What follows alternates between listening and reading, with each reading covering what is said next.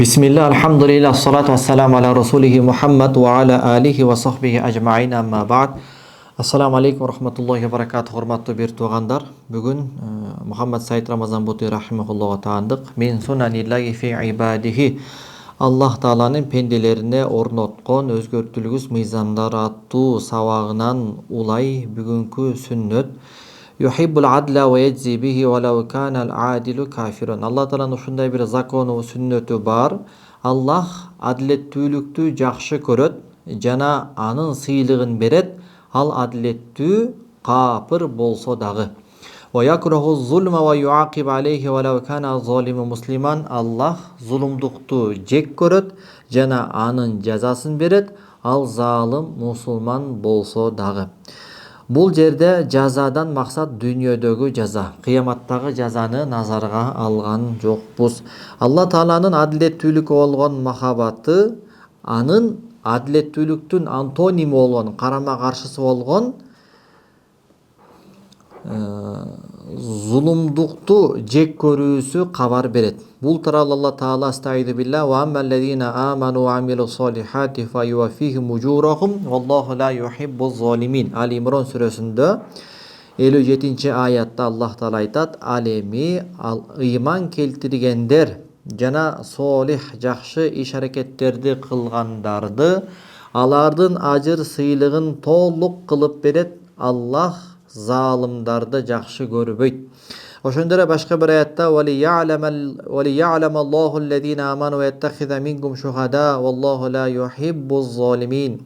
Буга чейинки аятта ошол Кудай Таала сыноо дүйнөсүндө бирде жеңишти капырларга, бирде жеңишти мусулмандарга берип алмаштырып турат экен. Муну менен ыймандууларды билиш үчүн жана силердин араңардан шейттерди чыгарыш үчүн дейт. Алла Таала залымдарды жакшы көрбөйт дейт. Ошондой эле Аллахтын зулумдукту жаман көргөндүгү адамзатты адилеттүүлүккө буйругандыгы далат кылат. Башка бир аятта астайду билла: "Инналлаха я'муру бил адли вал ихсани ва итаи зил курба ва янханил фахшай вал мункари вал баги."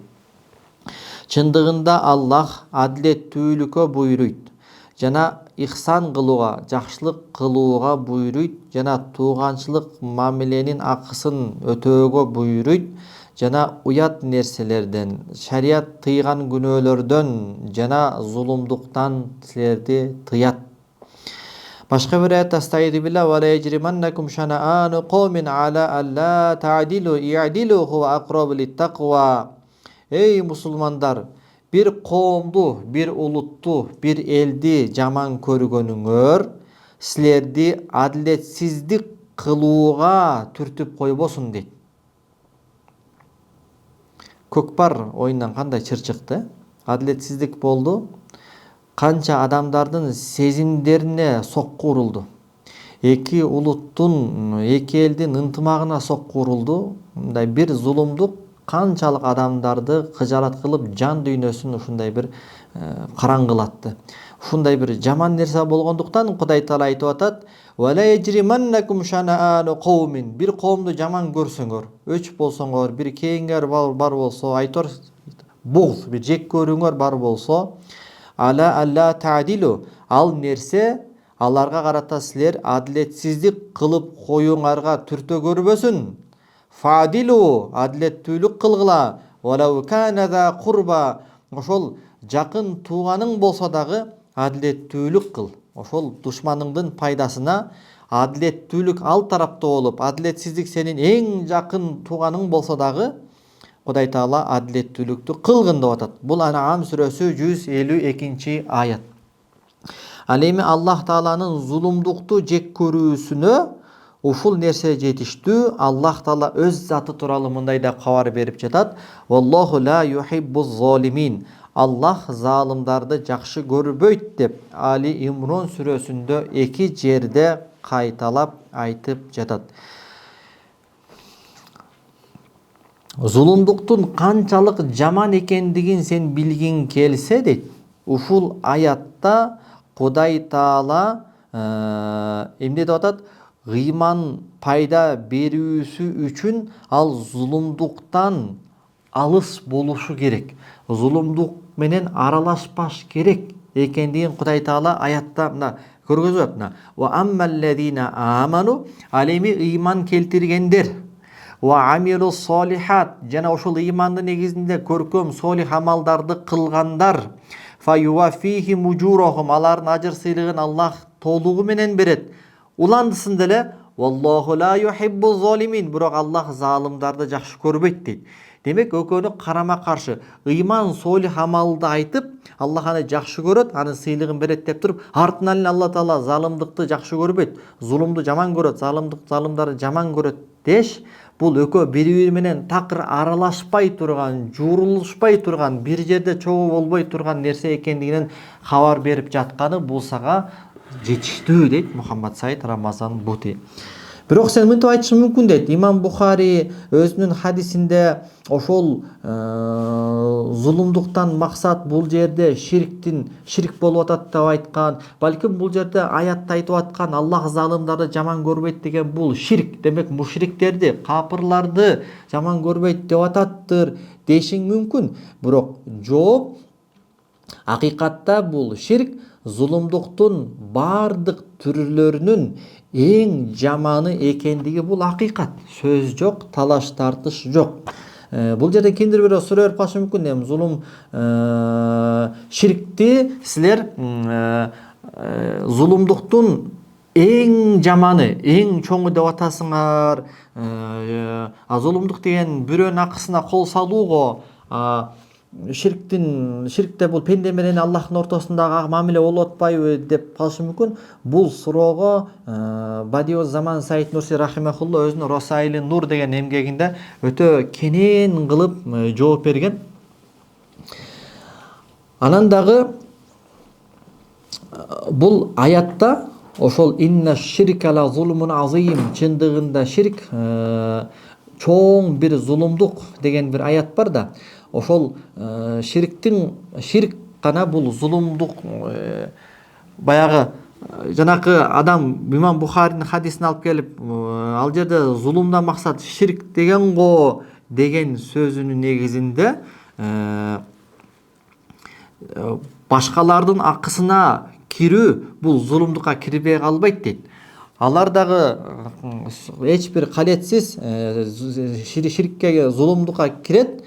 Алардын эң чоңу болсо ошол ширк болуп эсептелет. Анын үстүнөн ширк, зулум деген сөз өзүнүн эң элементарный сөздүктөгү белгилүү болгон мааниси башка бирөөнүн акысына кол салуу, бирөөнүн чектен чыгуу дегенди туюндурат го дейт. Анткени себеби Куранда келген инна ширка ла зулмун азим деп танвин менен келгендиги, баягы араб тилинде накира деп коет. Бул эми грамматикалык жактан болгон түшүндүрүү. Бул мындай, ал бутлак сөздүн түрүнөн болуп эсептелет дейт да. Эгер накира болуп айтылса, мисалы зулмун болуп алиф ламсыз накира болуп айтылса, анда ал бутлак деген жалпы бир сөз болуп, бутлак сөз деген мына жалпы, эми кыргызча бул которулуш кыйын. Жалпы сөз, мында бардыгын өз ичинде камтып ала турган сөз. Мындай болгондон кийин ал ошол бойдан калат дагы. Мындай абалда бардык ошол зулумдук, ошол зулумдун ичине кирип кетет. Пенде акысынан тарта Кудай Таалага ширк келтирүүгө чейин. Анын үстүнөн аятта Аллах ла юхиббу, жакшы көрбөйт залымдарды, жана зулумдукту жакшы көрбөйт, залымдарды жакшы көрбөйт деп четке кагуу маанисинде алып келип аткандан кийин бул жерде зулумдуктун бардык түрлөрү кирип кетет. Кудай Таала зулумдукту жакшы көрбөйт дедиби? Зулумдуктун бардык түрлөрү кирип кетет. Биз арасынан бирок зулумдуктун мына түрлөрү Аллахка жагат, Аллах муну жакшы көрөт дей албайбыз уже. Бул нафи, отрицание маанисинде келип аткандан кийин. Эгер бул сага маалым болгон болсо, анда билгин Аллах Тааланын адилеттүүлүккө болгон махабаты, адилеттүүлүктү жакшы көрүүсү, адилеттүүлүккө буйруганынан дагы кененирээк. Жана Аллах Тааланын зулумдукка болгон жек көрүүсү зулумдуктан тыйгандан дагы кененирээк. Анткени Аллах адамзаттын ким адилеттүүлүк кылса, адамзаттын кимисин эле болбосун, ошол адамзаттан ошол адилеттүүлүктү жакшы көрөт. Мисалы, аятпайбы? Аллахтын адилеттүүлүккө болгон сүйүүсү ага болгон буйругунан дагы кененирээк дегени. Мисалы, кафырларга Кудай Таала адилеттүүлүккө буйрубайт. Анткени өткөн сабакта айтылбады беле? Кафырларга ыйманга болгон чакырыкты кабыл кылбагандан кийин аларга болду уже таклифтер, буйруктар келбейт уже. Мисалы эң биринчи адамзатка кайрылса айт да, эй адамзат, обудулло, Аллахка сыйынгыла, эгеңерге сыйынгыла, менин пайгамбарымды тастыктагыла, кыямат күнгө ишенгиле деп эң биринчи буйрукту кайрылгандан кийин аны кабыл кылып келме айтып мусулман болгондон кийин аларга Кудай Таала дүйнөлүк буйруктарды бере баштайт да, адилеттүүлүк кылгыла, сүткорлук кылбагыла, бирөөнүн акысын жебегиле депчи. Ал ага ыйман келтирбегенден кийин болду. Ага уже шарият өкүмдөр жүктөлбөйт да. Сен сүткорлук кылбагын деген нерселер шарият тараптан ага уже айтылбайт. Кафырларгачы. Бирок кафырларга адилеттүүлүк буйругу буйрулбаса дагы, бирок кафыр адам адилеттүүлүктү кылып атса, Кудайым анын адилеттүүлүгүн жакшы көрөт жана анын сыйлыгын дүйнөдө берет. Демек Алла Таала адилеттүүлүктү бардыгынан жакшы көрөт. Буйругандан дагы кененирээк жакшы көрөт деп атат да. Буйругандан да кененирээк дегени буйруган адилеттүүлүктү Кудай Таала ошол ыймандан кийин аны кабыл кылган мусулмандарга буйруйт.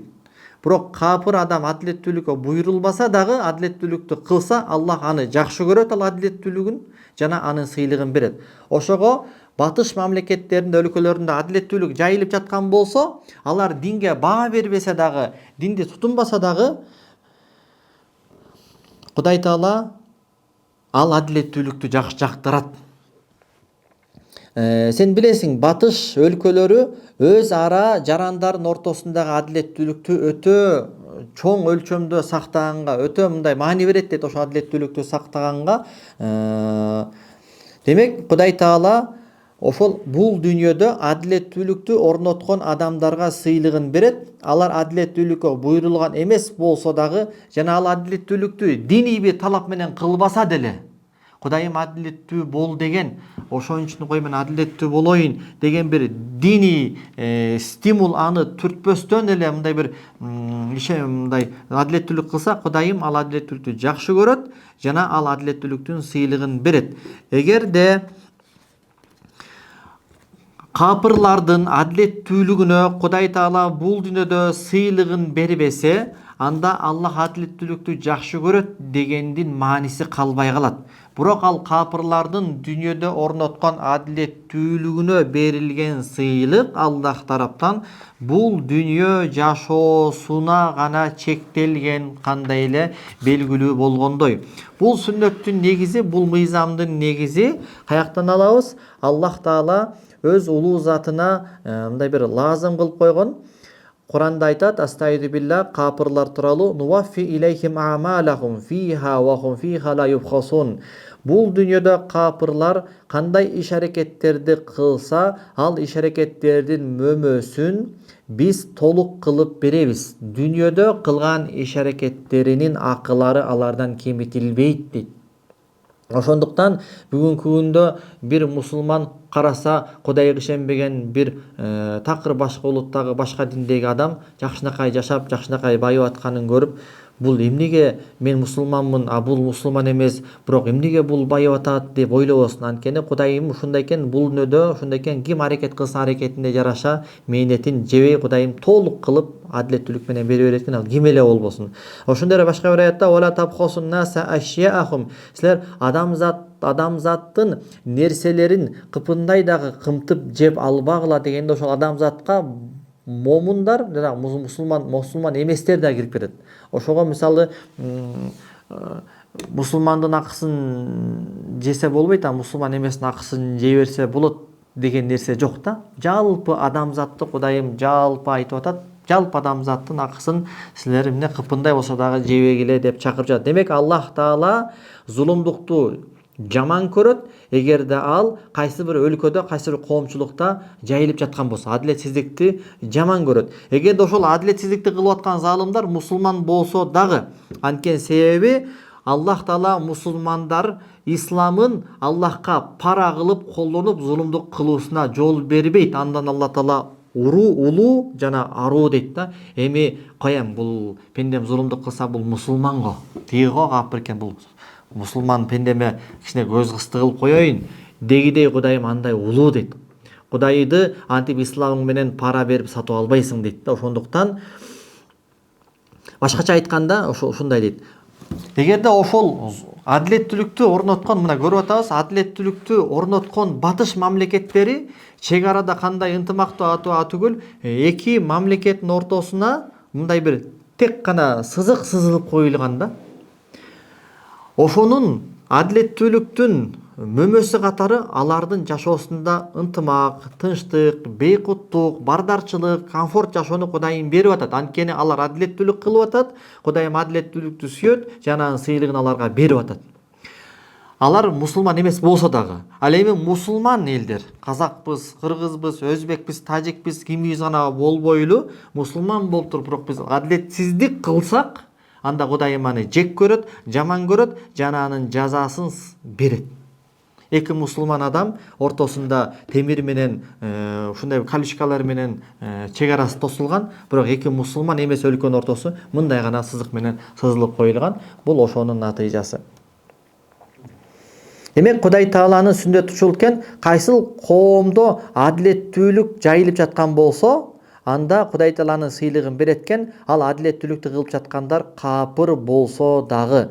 Тескерисинче кайсыл өлкөдө, кайсыл жерде зулумдук жайылып жаткан болсо, Кудайым анын жазасын берет. Ал зулумдукту кылып аткандар мусулмандар болсо дагы. Зулумдук яны адилетсиздик. Бул жерден кимдир бирөө мындай деп айтпасын.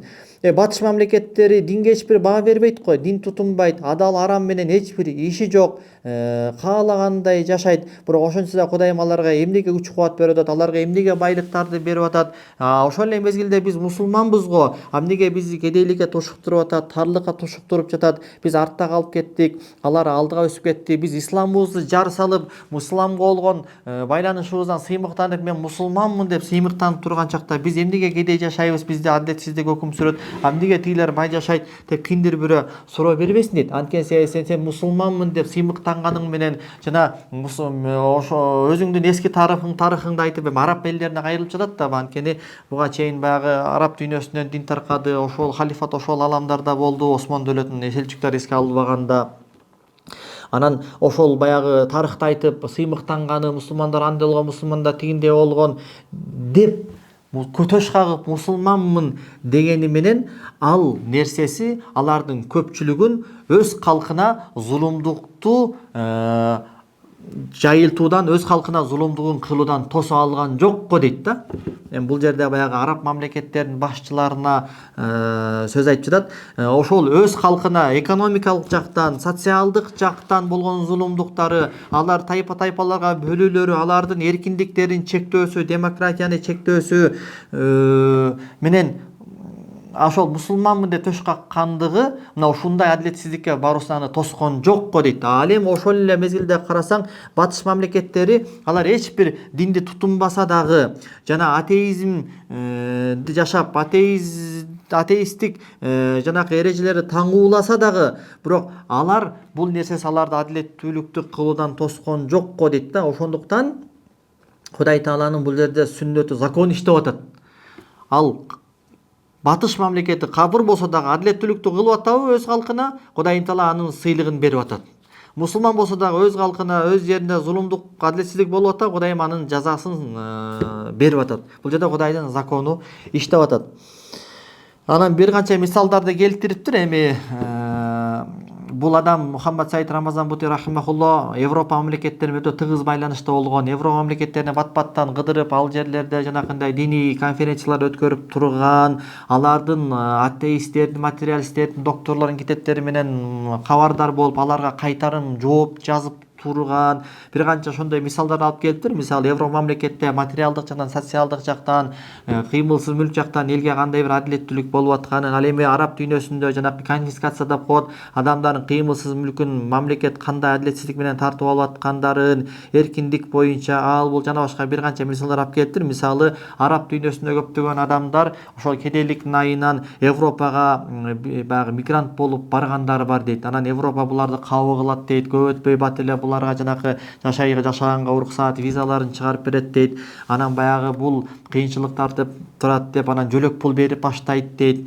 Жумуш тапканга чейин депчи. Анан өзүнө эмес үйүндө канча киши болсо ошонун баарына жөлөк пул берип турат дагы дейт. Анан така бул жумуш таап бир бутуна туруп кеткенге чейин. Түгүл кээ бир мусулмандар аны пайдаланып, анан кой жөлөк пулдан кур калбайын деп, баягы пособие сыяктуу акчадан кур калбайын деп жашыруун ошол иштеп атканын билгизбей дагы иш кылып берет. Аны дагы артынан кууп түшүп, сен ушундай кылып атсың дебестен көрмөксөн болуп, ошого окшогон бир адилеттүү бир канча мисалдарын айтып өтүптүр. Мына ошондой адамдардын бирине болгон адилеттүүнүн ысаптуулугун Кудайым жакшы көрөт жана анын сыйлыгын бул дүйнөдөн берет. Ал адилеттүүлүктү кылып аткандардын улутуна, динине карабастан дагы. Ал эми аларга акыретте бирок эч кандай сыйлык жок. Алар ал эми Кудайга ыйман келтирген муумин болгон болсо жана анын буйруктарын аткарган болсо, анда Кудайым анын сыйлыгын дүйнөдө дагы берет жана акыретте дагы анын сыйлыгын толук кемел кылып берет. Ал эми сыртынан гана тек гана мен мусулманмын деп өзүн бир исламга таандык кылып, исламдын сөзүн айтып сулууланып, бирок жүрүм турум жашоого келгенде андан жүз бургандар болгон болсо, өз калкына зулумдуктарды кылып аткан болсо, жер бетинде бузукулукту кылып аткан болсо, анда булар анын адилетсиздиктин сыйлыгын көрбөйт, тескерисинче жазасын дүйнөдө көрөт жана акыретте дагы анын жазасын көрөт. Аларга дүйнөдө дагы бир жакшылык жок, акыретте дагы бир жакшылык жок. Мындай адамдар Курандагы бул аяттын түрүнө кирип калат. Астагфируллах, хасира дуния вал ахира, залика хувал хусранул мубин. Анын дүйнөсү дагы текке кетти, дүйнөсү дагы зыянга учурады, акырети дагы зыянга учурады жана мына ушул өтө ачык айкын жоготуу дейт да. Демек адамдарды 3 тайпага бөлүп койду. Мусулмандар, исламда мусулман, бирок адилетсиздикти кылып атат. Анын жазасын Кудайым дүйнөдө берет. Мусулман эмес, адилеттүүлүктү кылып атат. Кудайым анын сыйлыгын дүйнөдө берет, бирок акыретте аларга сыйлык жок. Үчүнчүсү, Кудайга дагы ишенбейт, адилеттүүлүктү да кылган жок. Булардын дүйнөсү дагы күйдү, акырети дагы күйдү. Тигилердин хотя бы дүйнөсү жакшынакай болуп атпайбы? Андан кийин ушул суроону айткандан кийин кимдир бирөөлөр мындай деши мүмкүн дейт. Адамдардын арасынанчы эмне себептен адилеттүүлүктү кылып, жалпы эл журтка жакшы иш аракет кылгандарга Кудайым бейишти да кошуп берип койбойт деп алардын наамын талашы мүмкүн дейт да. Эмне себептен Кудай Таала Кур'ан-ы Каримде ва qadimna ila ma amilu min amalin faj'alnahu haban mansura, биз ал капырлардын, Кудайга ишенбегендердин амалын максат кылдык. Таразага тарталы, соондай Кудай Таала ошону эсеп кысап кылууга максат кылдык. Анан фаж'алnahu haban mansura, алардын амалдарын абага чачылган кумдай жок кылдык дейт. Но ошол аят аркылуу бул Кудайга ишенбегендердин акыретте эч бир үлүшү болбой тургандыгы тууралуу кабар берип атат. Бул кандай бир адилетсиздик болуп калат? Алар адамзатка пайдалуу нерселерди кылып кетти го. Алардын чыгарып койгон телевизорунун убайын канча, алардын чыгарып койгон машинасы, алардын чыгарып койгон лампочкасынын убайын канча эл, канча улут муундан муунга көрүп атат. Анан ушундай пайдалуу адамзатка ушундай иш кылган адам акырети күлгө айланып калабы деп билбестиктен алардын наамын талашкан өңүттө бирөө суроо берип калышы мүмкүн дейт. Бирок мунун жообу белгилүү жана кайталанган. Кудай Таала алардын адамзатка пайдалуу иш аракет кылгандыгын текке кетирбейт. Алардын адилеттүү адамзатка пайдалуу иш аракеттеринин сыйлыгын Кудайым аларга бул дүйнөдө берет, аларды суратпастан жана аларды күттүртпөстөн.